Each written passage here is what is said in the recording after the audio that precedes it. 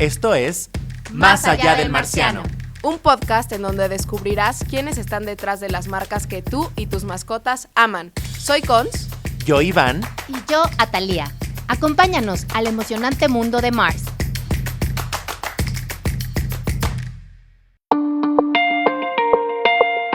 Bienvenidos a todos a un episodio más de Más allá del marciano. Hoy tenemos un invitado súper especial. Es Gabriel Fernández y él es el CEO de Mars Wrigleyland. Bienvenido, Gabriel. Hola, Cons, ¿cómo te va? Gracias por invitarme. Muy bien, ¿y tú? Bien, por suerte. Oye, Gabriel, pues cuéntanos, ¿de dónde vienes? ¿Cómo fue tu infancia? ¿Cuál era tu sueño cuando eras niño? Bueno, yo soy muy afortunado porque crecí en una familia muy padre, así te puedo decir.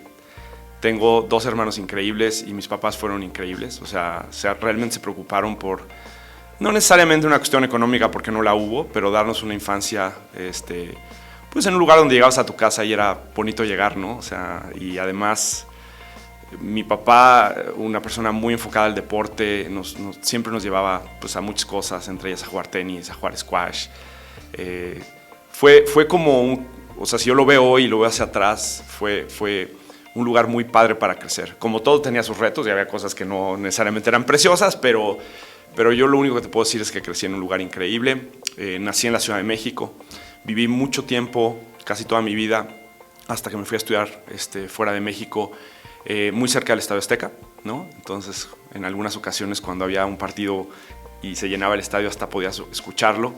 Y ahí crecí con 2 hermanos con los que me daba de golpes en el deporte, literalmente todo el tiempo, y pues jugando tenis, fútbol, todo lo que se moviera, a eso nos dedicábamos de chavitos. Eso era un poquito cómo crecí. Oye, ¿y qué deporte era el que más practicabas de niño? De niño, fútbol y tenis. Fútbol y tenis. O sea, yo recuerdo que era pues salir de la escuela y mi mamá nos recogía en la escuela con unos sándwiches y en el coche nos los comíamos y nos depositaba en el club. Y obviamente había pues, que jugar tenis, y si no era tenis, pues entonces armábamos la cascarita, pero realmente pues de martes a viernes era vivir en el club en las tardes, jugando y haciendo deporte, lo cual hoy, por ejemplo, que volteas atrás, digo que afortunado nuevamente fui de poder hacer eso, ¿no?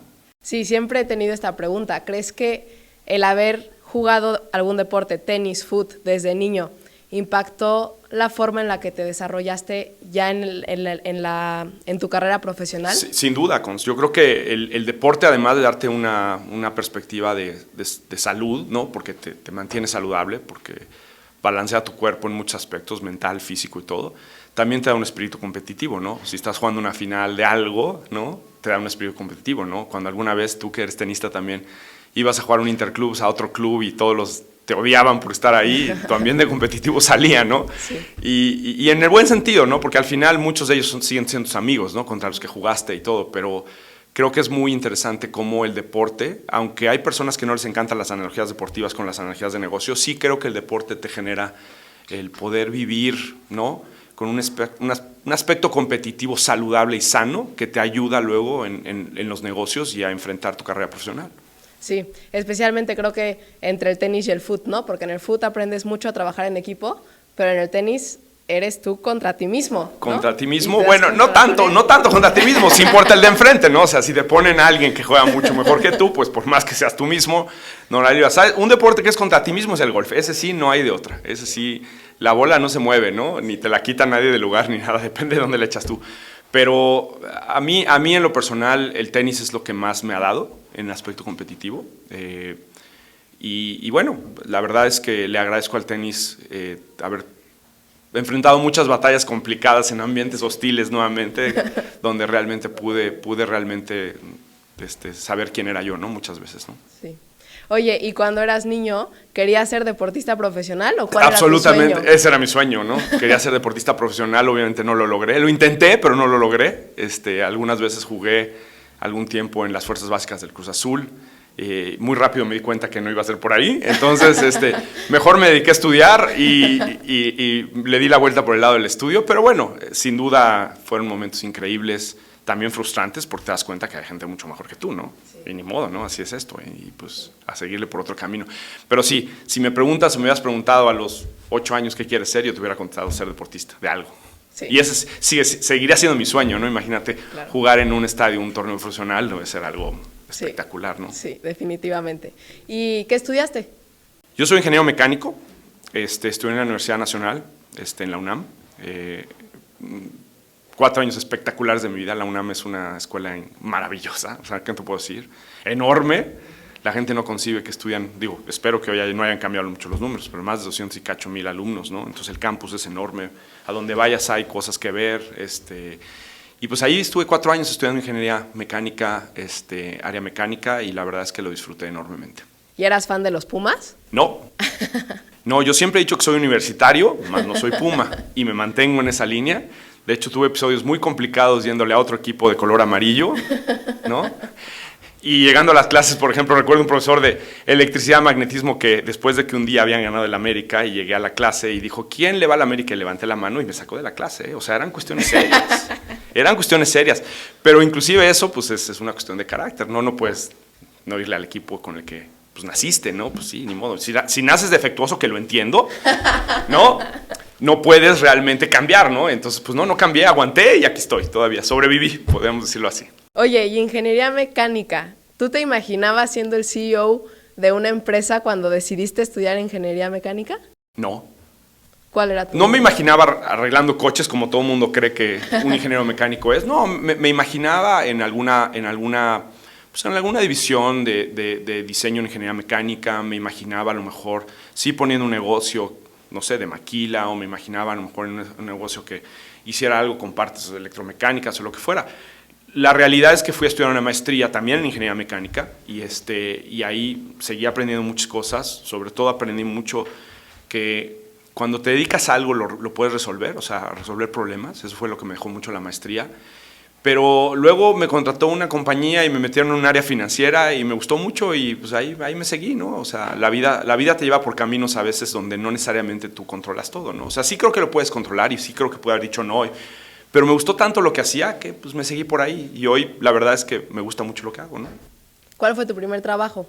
Bueno, mi primer trabajo fue con mi papá. Mi papá tenía un negocio de madera en la Ciudad de México, en La Raza, enfrente del hospital de La Raza, muy lejos de donde yo vivía, era un camino muy largo, pero ahí tenía un negocio de madera, entonces yo me iba a trabajar ahí todos los veranos porque necesitaba juntar lana para poder hacer algo, ¿no? Entonces ese fue mi primer trabajo. Luego, yo te diría que mi primer trabajo donde vi una nómina, o sea, donde decía mi nómina, trabajé en una compañía de aire acondicionado, hacíamos ductos para hacer aire acondicionado, y ahí fue donde por primera vez vi mi nombre en una nómina. Ahora, mi primer trabajo real fue en la universidad en Estados Unidos, ¿no? Donde hice investigación para el profesor que me dio la oportunidad de estudiar allá y que me dio la beca. Y ya regresando a México, mi primer trabajo fue en Procter & Gamble. Ok. ¿Y cuándo entraste a Mars? A Mars yo entré en el 2005. Ok. Estaba yo viviendo en Venezuela cuando me contactó un ex procteriano, ex marciano también ahora, Rodrigo, y me habló y me dijo, oye, vente a trabajar con nosotros. Le dije que no, que yo estaba muy contento viviendo en Venezuela. Yo era en ese entonces planeador financiero del área para shampoos, ¿no? Okay. Había vivido en Querétaro, en la planta que está hacia Celaya, entonces me fui a vivir a Venezuela, estaba muy contento allá. Pero después de varias pláticas, recuerdo, una de las cosas que fue impresionante me entrevistó el CFO de Mars y me habló mucho de qué era la compañía, de por qué era importante que viniera a trabajar acá, lo que podía hacer mi carrera. Realmente me dio una perspectiva que en una empresa como Procter pues no existía. Entonces tomé el riesgo, ¿no? Lo decidí y la verdad no me equivoqué. Fue una gran decisión. Oye, entonces, obviamente crees que es súper importante tomar riesgos en la vida, Sin ¿no? duda, sin duda. Si yo te regresara el tiempo, ¿hay algo que hubieras hecho distinto? Probablemente sí. Y siendo congruente, diría, yo creo que hubo un momento en mi carrera cuando yo era CFO de México que me ofrecieron ser CFO de la región. Y fue un paso increíble en mi carrera porque me conectó con el mundo marciano totalmente, ¿no? Tenía yo que ir a McLean, era otra compañía un poquito diferente a como opera hoy, ¿no? Y tenía yo que ir a McLean cada 3 meses, entonces conocía yo al CFO, al CEO, a todos, a muchos dueños, o sea, fue increíble. Y cuando me dicen, oye, necesitamos seguir acelerando tu carrera y necesitamos que te vayas a Europa a ser CFO de Europa, Chocolate Europa, no valoré el impacto que tendría en mi familia el movernos a un lugar tan diferente, ¿no? Para mí no había ningún problema, a lo mejor hasta para mis hijos no habría ningún problema, para mi esposa sí fue un issue importante, ¿no? Entonces, probablemente hubiera tomado un camino diferente Pero bueno, los riesgos son los riesgos, los tienes que tomar. A mis hijos les di un mundo muy diferente al mejor al que hubieran querido viviendo solamente en una ciudad en México. Claro. Y hoy pues los tengo regados por todo el mundo a causa de esa decisión. Y pues ni modo, las tienes que tomar y manejar, y no te puedes echar para atrás y buscar la felicidad todos los días de tu vida, ¿no? Sí. ¿Y te acuerdas entonces cuál fue como tu primer objetivo cuando entraste a Mars? Tu primer PDP. Mi primer objetivo cuando entré a Mars era ser CFO de México, sin Ok, duda. eso O sea, fue. para eso me contrataron. O sea, Ok. la promesa fue esa. O sea, vas a llegar como planeador financiero y en algún tiempo te vamos a volver CFO. Ok. Esa fue la promesa y ese fue el acuerdo y eso fue lo que, por eso hablé con el CFO de la compañía y eso. La realidad, Cons, es que sucedió mucho antes de lo que yo esperaba. Porque Rodrigo, nuevamente la persona que contrató, se fue a ser gerente general de Argentina. Okay. Y entonces, en menos de un año, estaba yo sentado como CFO de México en un puesto que yo soñaba, ¿no? Y fue un puesto increíble, maravilloso, y pues lo disfruté muchísimo. Y la verdad es que le agradezco a Mars que me contrató y me ayudó a lo que me contrataron. Sí. ¿Y cómo has visto evolucionar o cambiar a Mars desde que entraste hasta hoy?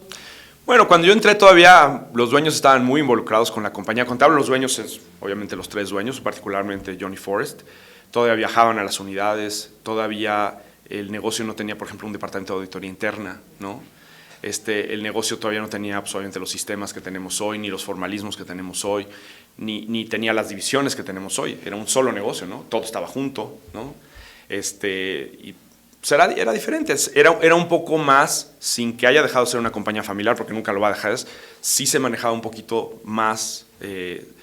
Yo te diría, hoy hay mucho más rigor en muchas cosas, lo cual está bien, porque no podrías tener una compañía de 40x número de billones de dólares sin ese rigor. Entonces, ha evolucionado de la manera correcta. Lo que es increíble y fabuloso, y probablemente es algo de lo que hablaremos más adelante, es nunca hemos dejado los principios detrás, nunca hemos dejado el concepto asociado detrás, y nunca he visto que la compañía tome una decisión que le haga daño a la gente, y eso es maravilloso. Oye, y hablando justo de esta evolución, ¿cómo has visto que a lo largo del tiempo han evolucionado nuestras marcas?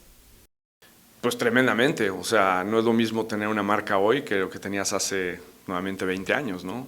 O sea, nada más compara, por ejemplo, hace 20 años la compañía era solo Mars Petcare y Mars Chocolate. Si lo quieres poner en ese contexto, bueno, había un negocio de comida y a lo mejor había algo más. Hoy tienes hospitales, ¿no? Tienes clínicas veterinarias, o sea, hoy, por ejemplo, marcas como BCA y como Banfield son enormes, ¿no? Tienes marcas de mucho más de $1 billón, M&M's, Pedigree, o sea, son marcas masivas que son conocidas en todo el mundo. Obviamente hace 18 años sí lo eran. Y algo que es interesante es que hoy se identifica más a todas estas marcas con Mars. Hace muchos años, o sea, yo me acuerdo de algunas sneakers me comí, en la vida hubiera pensado que era Mars. Hoy, sabes, mucha gente sabe que son de Mars. Y localmente tenemos marcas increíbles que la compañía ha ido adquiriendo, por ejemplo, Lucas, ¿no? Por ejemplo, Conejos o Turín, son marcas que localmente toman una fuerza y una relevancia muy importante. Que ahí va, te quería hacer una pregunta sobre eso. ¿Cuál es la importancia de que una compañía global siempre intente también mantener un chip local? Pues yo creo que la pregunta es, primero es una gran pregunta y la pregunta es muy fácil de contestar. Las marcas locales crecieron aquí, nacieron aquí, están en contacto con el consumidor local, ¿no?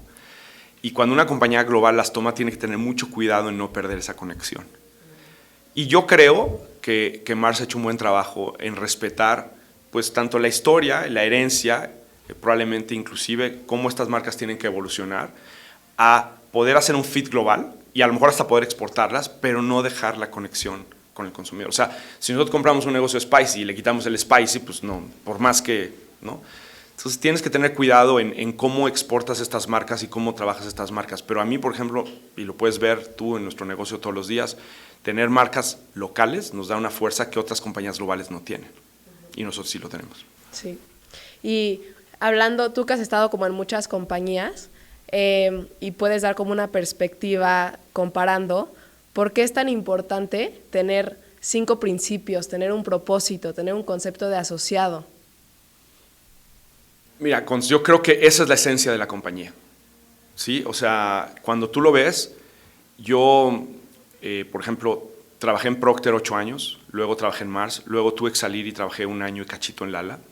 Y yo te diría que ninguna de esas 3 compañías, por muy extraordinarias que son todas, y todas son líderes de lo que hacen, tiene este concepto. Entonces, cuando entras tú a una oficina de Mars y ves los principios en la pared, ves el concepto asociado, entiendes cómo tienes que llevarte, tratar a la gente y esperar de la gente el trato que tú también quieres. Es realmente como, yo te diría como un código de ética que todos tenemos, ¿no? Y que nos une de una manera muy clara a lo que todos queremos, que es el beneficio de la compañía y el beneficio de las personas, ¿no? Por ejemplo, digo, Mars no es una empresa que está en la bolsa y lo sabes, ¿no? Pero el concepto de los 5 principios que tenemos de mutualidad o libertad, por ejemplo, es si a la compañía le va muy bien, al asociado le va muy bien. No necesariamente pasa en todos lados, ¿no? No estoy diciendo que otras compañías no tengan sus planes de remuneración, por supuesto que los tienen, pero aquí está muy claro cómo se hace. Gracias a los principios, gracias al concepto asociado. El asociado también es responsable, ¿sí? El asociado también tiene que ir a decir a los dueños, oye, no estoy viendo que este principio de eficiencia se está siguiendo, no se está siguiendo el principio de calidad, yo soy parte fundamental de esta compañía y eso lo hace muy, muy, muy diferente, realmente muy diferente. Sí, sí, definitivamente. Bueno, la verdad yo solamente he trabajado en Mars, pero creo que de lo que platico con mis amigos que están en otros lugares, es totalmente distinto. Mira, yo tengo algunas experiencias, obviamente no podríamos decir nombres ni nada, pero sí me ha tocado ver decisiones donde decías, y esta decisión es solamente para nosotros, no le hace beneficio al de enfrente. O sea, es una decisión que digo, es que vamos a hacer este trato, pero en este trato, este es el beneficio para nosotros. Es muy interesante cuando tú trabajas en una compañía en donde dices, este es un beneficio, pero el beneficio no puede destrozar al de enfrente. Y cuando digo destrozar, lo estoy obviamente llevando al extremo, es no solo no lo tiene que destrozar, lo tiene que llevar a que su negocio o lo que hace o la actividad que comparte con nosotros sea una actividad que le dé sustentabilidad y le genere un progreso en el tiempo. Y esa es muy diferente. El principio de libertad, por ejemplo, que todo el mundo dice es que libertad es libertinaje, voy a hacer lo que yo quiera, no. La familia siempre lo interpretó y a la fecha como un principio en donde si tú eres libre, si lo puedo poner en esas palabras, financieramente, nunca vas a tener a nadie que te venga a decir qué tienes que hacer. Claro. Entonces, en el largo plazo, yo puedo tomar las decisiones que yo tengo que tomar. Y te lo decía en la otra plática que tuvimos, llévalo a un plano personal. Si tú te compras una casa y la hipoteca te gana, por decirlo así, ¿qué va a pasar con tu casa? ¿Qué va a pasar con tu principio de libertad? No lo vas a tener. Alguien va a tomar unas decisiones de qué va a pasar con tu casa. Pues es un poco lo mismo. Lo estoy obviamente nada más contextualizando, pero a mí, por ejemplo, eso me ayuda mucho en el sentido de decir, oye, toma riesgos, claro que tienes que tomar riesgo. La deuda es un mecanismo de progreso, sin duda, ¿no? El que tú puedas ir y acceder a una hipoteca, perdón que lo haga de esa manera, te ayuda. Pero si lo haces sin ese principio de libertad, te puede hacer mucho daño. Sí. Y a mí me encanta de Mars que inclusive cuando nos hemos puesto en situaciones muy complicadas, por ejemplo, cuando la adquisición de Wrigley, el principio de libertad siempre estuvo muy claro. Qué es lo que se puede hacer y qué es lo que no se puede hacer y cómo se tiene que resolver. Y eso pues, ha hecho que esta compañía crezca y crezca de una manera que le permite a un mundo muy grande de asociados, ¿no? A lo largo de más de creo que 80 países o 180 países, ¿no? Progresar, ¿no? Entonces eso yo creo que si yo fuera parte de la familia Mars, que no lo soy obviamente, pero qué orgullo, ¿no? Decir, oye, claro, hemos hecho esto para todo este mundo y además ahora con una cabeza y una mentalidad tan clara en lo que es sustentabilidad, no solamente para el medio ambiente, para la gente, o sea, pues sí somos una compañía diferente, la verdad sí. Y hablando de este progreso, pues nos ha venido persiguiendo la inteligencia artificial a lo largo del tiempo, ¿no? Pero ahorita la estamos viendo con todo. Ahí viene con todo. Todos los días. ¿Cómo crees que la inteligencia artificial va a impactar en nuestra forma de hacer negocio hoy? Pues sí va a impactar porque va a hacer que muchos procesos se analicen de manera muy diferente. O sea, si tú tienes, por ejemplo, patrones de consumo hoy, la inteligencia artificial los va a entender mejor que a lo mejor lo entendería una persona. Eso hay que verlo. Vas a tener tantos datos y tanta información que la inteligencia artificial va a hacer cosas que no podíamos hacer antes. No es lo mismo tener una computadora chiquita que las computadoras que tenemos hoy, o sea, no es lo mismo no haberse comunicado como nos comunicamos hoy a través de un video. Por supuesto que va a tener implicaciones serias. Yo creo que esas implicaciones serias en una compañía que está hecha de gente y que el concepto asociado es tan fuerte, por supuesto que cambiarán nuestras formas de trabajar, por supuesto que tendremos que ver cómo pegan el principio de eficiencia, pero me parece que vamos a tener obviamente la capacidad de usarla siempre y cuando respetemos los principios y la esencia de la compañía. De la compañía. ¿Y cuál es el reto más grande que ves para este 2023? Varios. Hay muchos retos, ¿no? en LAN. Tenemos problemas de abasto, sin decir mucho. Creo que hay una situación en el país que no necesariamente está clara, ¿no? En términos de qué va a pasar, sin ningún tinte político, pero pues no tenemos claridad. Y eso pues genera un ambiente de incertidumbre.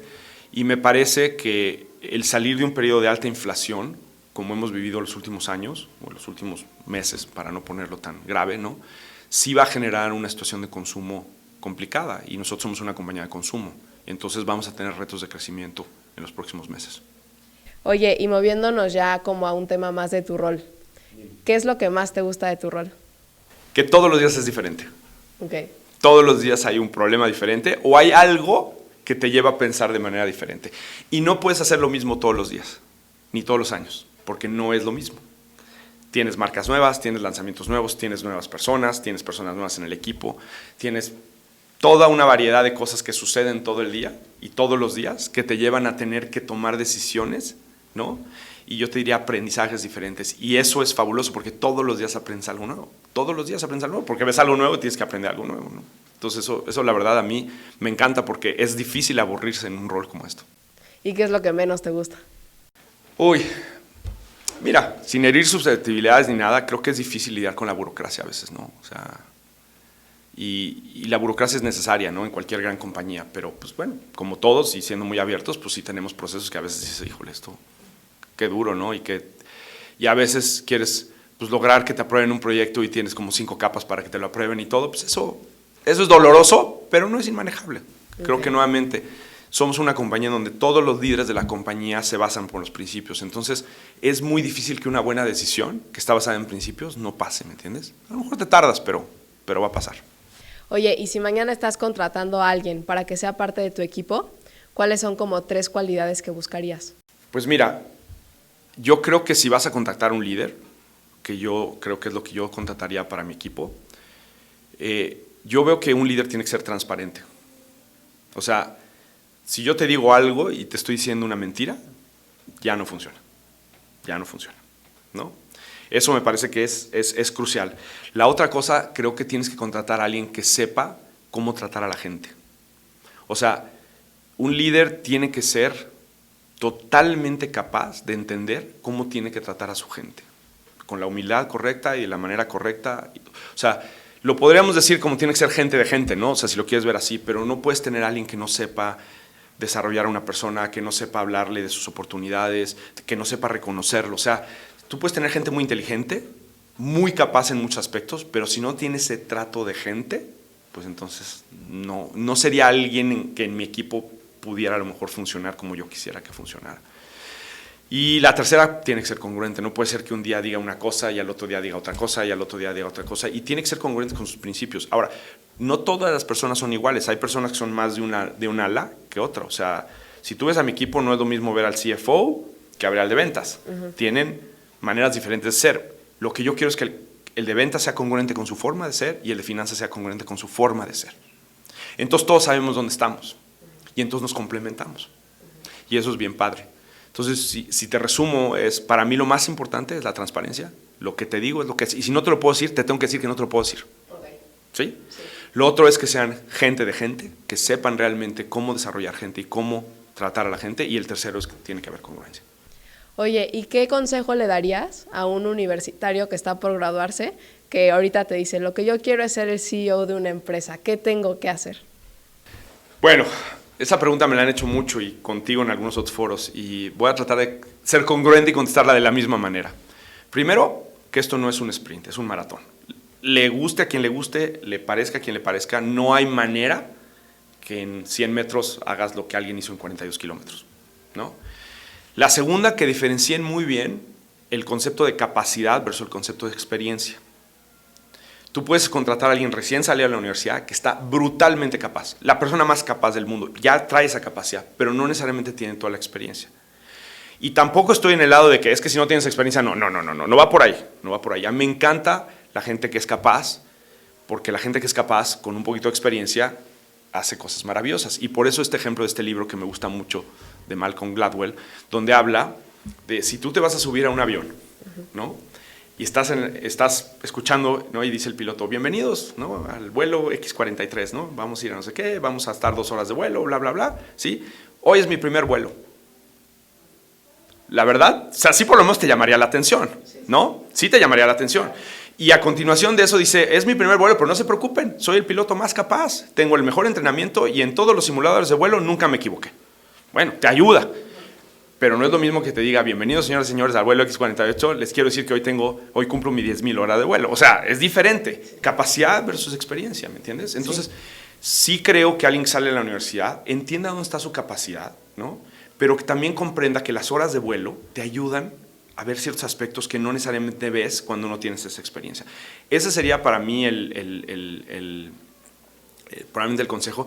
Y por eso la diferencia entre un sprint y un maratón, porque en un maratón no puedes correr siempre a la misma velocidad, te vas a cansar, te tienes que hidratar, a veces te va a doler, a lo mejor hasta te acalambras y tienes que manejar cómo manejas ese calambre en el proceso. Y todo eso es lo que hace una carrera profesional. Entonces, pues por ahí iría un poco mi respuesta. Muy bien.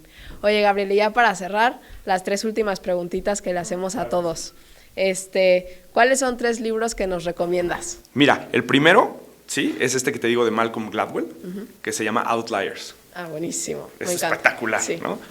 Y habla mucho de estos ejemplos, te da ejemplos muy bien de por qué las gentes son exitosas y no exitosas. A veces, obviamente, pues sí son circunstancias, pero a veces entiendes muy bien, ¿no?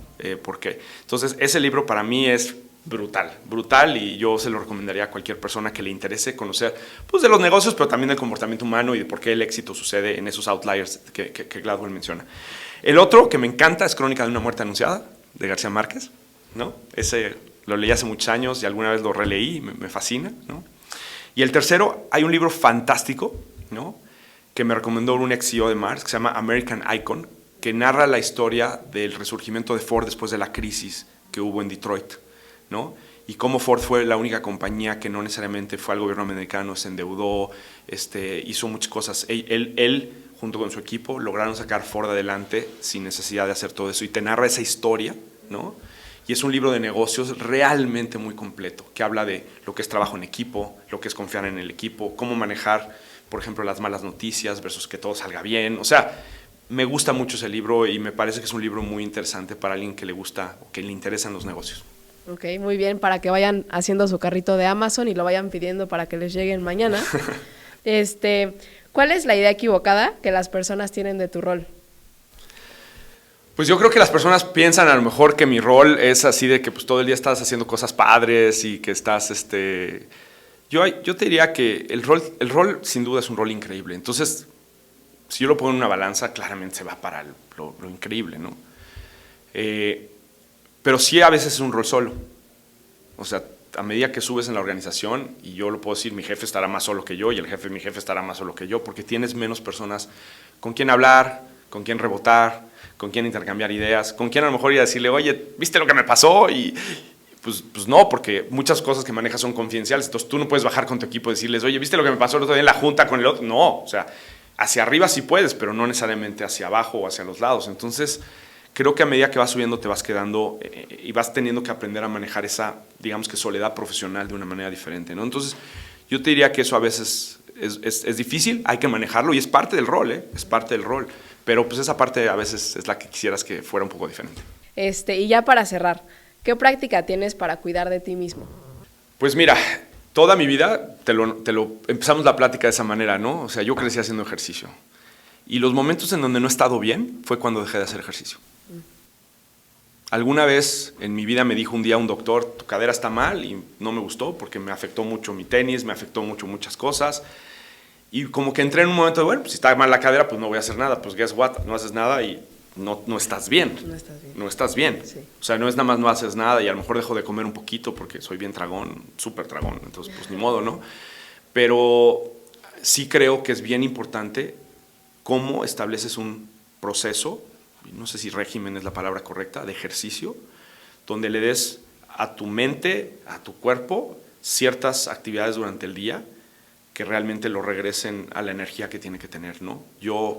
A mí me gusta mucho hacer ejercicio, no puedo ya hacer ejercicio, no puedo salir a correr, puedo hacer a lo mejor una vez cada 2 meses o algo, porque si no ya tengo problemas de cadera, pero pues si no está la elíptica y si no está la bici, ¿no? Y si no está la alberca, que nunca no me gusta, pero bueno, está ahí, y si no te vas a jugar y desentenderte un poquito de lo que es el día a día y la monotonía del día en ese momento. Son 40 minutos, 50 minutos, pero fuera, ¿me entiendes? Sí. Eso para mí es crucial, ¿no? Y ha sido algo que en los últimos años, particularmente yo creo de los últimos 7, 8 años, desde que tengo este rol, ha sido crucial.